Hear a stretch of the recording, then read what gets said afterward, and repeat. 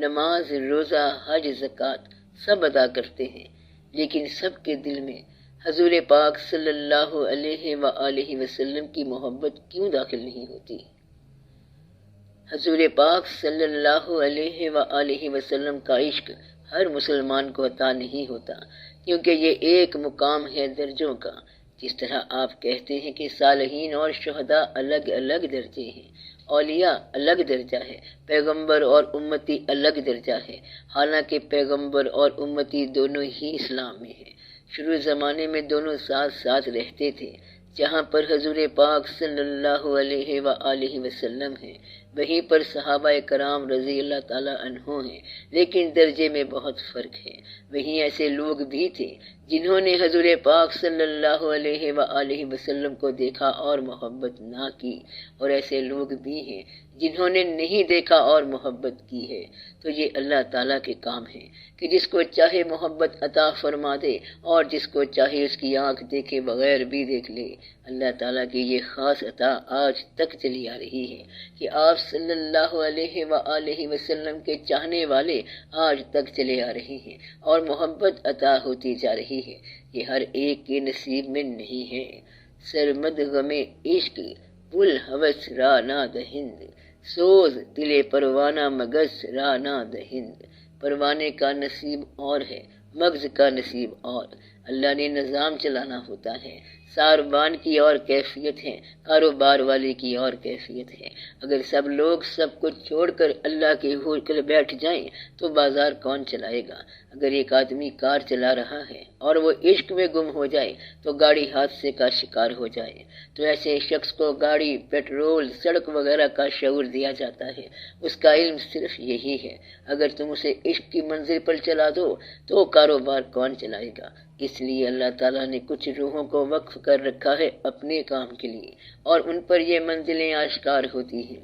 ان کے لیے دنیا کا کاروبار اور چیز ہے، ان کے لیے کائنات بولتی ہے، نجوم بولتے ہیں، واقعات بولتے ہیں، غور و فکر ہوتا ہے، رات کے فاصلے سمٹ جاتے ہیں، ہر دور کے ساتھ ان کا تعلق ہو جاتا ہے۔ ان کے لیے پھر خاص محفلیں ہوتی ہیں۔ یہ ہر ایک کے لیے نہیں ہوتا، ہر چیز ہر آدمی کے لیے نہیں ہے، ورنہ یہ سوال بھی بن سکتا ہے کہ اللہ کے پیدا کیے ہوئے ہر انسان کو اللہ سے محبت ہونی چاہیے تھی۔ یہ ایک راز ہے، خیر بھی ادھر سے ہے اور شر بھی۔ اللہ کو ماننے والا بھی ادھر سے ہے، ولی اللہ بھی ادھر سے ہے، اور اللہ کا دشمن عدو اللہ بھی اس کا ہے۔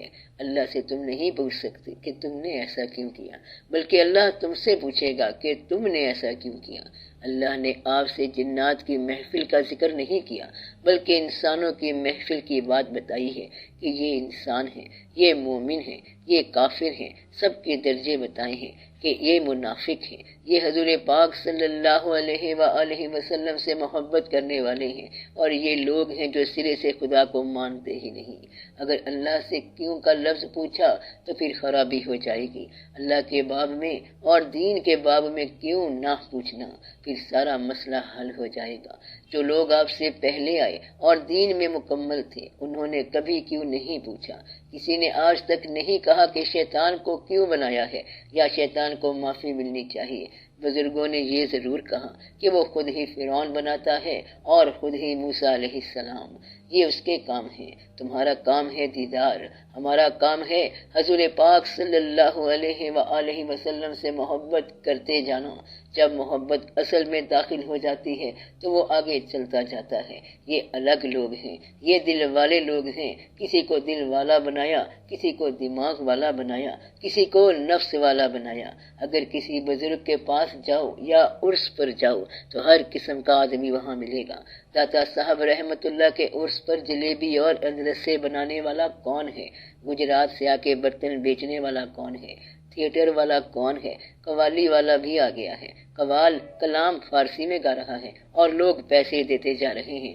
اندر مولوی صاحب تقریر کرتے جا رہے ہیں، پھر گورنر یا وزیر اعلیٰ چادر چڑھانے آ رہے ہیں، ساتھ ویڈیو اور ٹیلی ویژن والے تصویریں بنانے آ رہے ہیں، لنگر تقسیم ہو رہا ہے، دودھ کی سبیل چل رہی ہے۔ صرف چند آدمی ہوں گے جو علیحدہ بیٹھ کے داتا صاحب رحمت اللہ سے بات کریں گے۔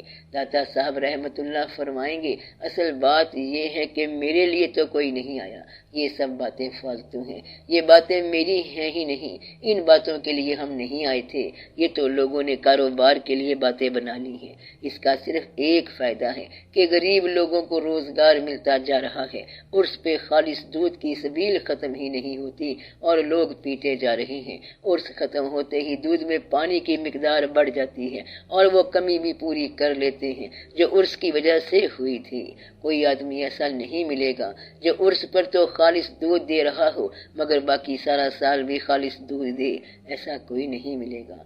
عرس کی شام قریب کی پولیس چوکی سے پتہ کرو کہ کتنے جیب کترے پکڑے گئے، کہتا ہے 35۔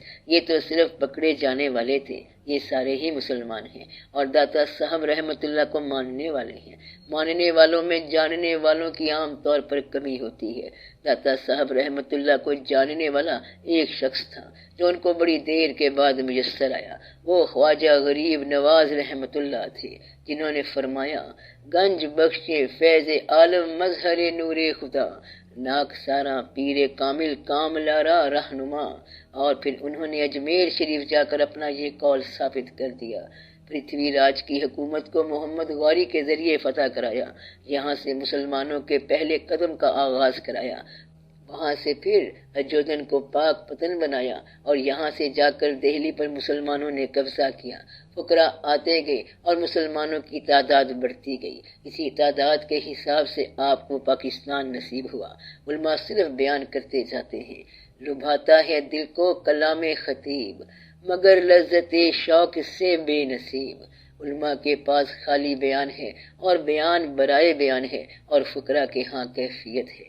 حضور پاک صلی اللہ علیہ وآلہ وسلم کی زندگی کی شرح کرنے والے سب لوگ حضور پاک صلی اللہ علیہ وآلہ وسلم سے محبت کرنے والے نہیں ہوتے۔ حضور اکرم صلی اللہ علیہ وسلم کی زندگی پر کتابیں لکھنا نہیں ہے عرفان کہ ایک کافر کتاب لکھ کر نہ آج تک ہو سکا مسلمان۔ کافروں نے بھی حضور اکرم صلی اللہ علیہ وآلہ وسلم پر کتابیں لکھی ہیں۔ ہندو نے نعت کہی ہے لیکن ہندو ہی رہا ہے۔ حضور پاک صلی اللہ علیہ وآلہ وسلم کے دین کو ماننا، حضور پاک صلی اللہ علیہ وآلہ وسلم کی ذات کو ماننا اور حضور پاک صلی اللہ علیہ وآلہ وسلم کے خیال کو ماننا کم لوگوں کے نصیب میں آیا ہے۔ اس لیے میں آج آپ کو ایک نئی بات بتا رہا ہوں کہ یہ ضروری نہیں کہ نعت کہنے والا محبت کرنے والا بھی ہو اور نعت سننے والا بھی ضروری نہیں کہ محبت والا ہو، حالانکہ نعت پیور محبت کا تحفہ ہے۔ یہاں پر بھی ملاوٹ ہو گئی ہے، نعت میں بھی ملاوٹ ہو گئی ہے۔ جامی رحمت اللہ محبت میں نعت کہے گا، رومی رحمت اللہ محبت میں نعت کہے گا، کچھ اور لوگ بھی محبت میں کہیں گے، باقی لوگ الفاظ کی بھرتی کرتے جائیں گے۔ ایسا ہوا ہے کہ ایک آدمی ایک دور میں نعت کے خلاف تھا اور جب کوئی اسلامی زمانہ آیا تو نعت لکھنی شروع کر دی۔ لوگ حاکم وقت کے مطابق چلتے ہیں، نعت کا زمانہ آ جائے تو نعت کہنا شروع کر دیتے ہیں۔ اصل بات یہ ہے کہ جن لوگوں پر حضور پاک صلی اللہ علیہ وآلہ وسلم کا فیض ہو، جب وہ نعت کہتے ہیں تو وہ اور ہی نعت ہوتی ہے۔ شیخ سعدی رحمت اللہ 3 دن تک یہ 3 مصرے لے کے پھرتے رہے، بلغ العلا بکمالہ کشف الدجا بجمالہ حسنت جمیع خصالہ۔ اس سے آگے کوئی مصرع نہیں آتا تھا، وہ روتے رہے اور پھرتے رہے۔ پھر آپ کو حضور پاک صلی اللہ علیہ وآلہ وسلم کا مشاہدہ ہوا، دیدار ہوا۔ آپ صلی اللہ علیہ وآلہ وسلم نے فرمایا آگے لکھو صلو علیہ وآلہ، تو یہ ہوتی ہے محبت کی بات، یہ الگ بات ہوتی ہے، ہر ایک کو نصیب نہیں ہوتی، یہ عطا ہوتی ہے۔ اگر اللہ مہربان ہو جائے تو حضور پاک صلی اللہ علیہ وآلہ وسلم کی محبت مل جاتی ہے، اور حضور پاک صلی اللہ علیہ وآلہ وسلم کی مہربانی ہو جائے تو عبادت ملنا شروع ہو جاتی ہے۔ بس ان دونوں کی بات ہے، زمین سے اللہ کی طرف پیغام جاتا ہے لا الہ الا اللہ، اور اوپر سے آواز آتی ہے محمد رسول اللہ صلی اللہ علیہ وآلہ وسلم۔ حضور پاک صلی اللہ علیہ وآلہ وسلم کے پاس جائیں تو لا الہ الا اللہ، اور اللہ کے پاس جائیں تو محمد رسول اللہ صلی اللہ علیہ وسلم۔ سارا کھیل یہی ہے، یہ دو جگ کا کلمہ ہے۔ توحید صرف اس کو سمجھ آئے گی جس کو بات رسالت سے سمجھ آئے گی، رسالت اس کو سمجھ آئے گی جس کو توحید نے بتایا۔ اپنی آنکھ سے دیکھا تو آپ ہی آپ نظر آیا، تیری آنکھ سے تجھے دیکھا تو تو ہی تو نظر آیا۔ اللہ کی آنکھ حضور پاک صلی اللہ علیہ وسلم کی آنکھ ہے، اور اللہ کو دیکھنا ہو تو حضور پاک صلی اللہ علیہ وآلہ وسلم کی آنکھ سے دیکھو، پھر آپ کو بات سمجھ آنا شروع ہو جائے گی۔ صرف بیان سے محبت نہیں ہوتی۔ اللہ تعالیٰ آپ کو یکسوئی عطا کرے، یعنی ایک رخ عطا ہو جائے۔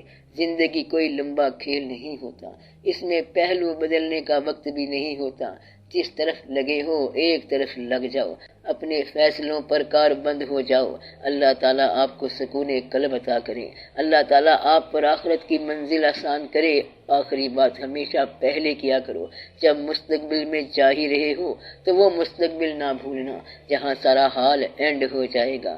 اس دن کے لیے آپ کو آسانی ہو، قبر میں اترنے کی آپ کو آسانی ہو۔ زندگی میں ہی یہ دعا کر کے جانا کہ یا اللہ ہمیں قبر میں اترنے کی آسانی ہو، تیرے پاس آنے کی ہمیں آسانی ہو، یہ زندگی چھوڑنے کی بھی ہمیں آسانی ہو۔ یا اللہ تیرے فضل سے ہی ہم زندگی کو چھوڑ سکتے ہیں، اور تیرا فضل ہو تو ہم اپنے مزار میں اتر سکتے ہیں۔ مزار میں اترنا زندگی سے ہی سیکھو۔ اللہ تعالیٰ آپ کو آسانیاں عطا فرمائے، آمین یا رب العالمین۔ صلی اللہ تعالی علی خیر خلقہ و نور عرشہ سیدنا و مولانا حبیبنا و شفیعنا محمد و آلہ و اصحابہ اجمعین، آمین برحمتک یا ارحم الراحمین۔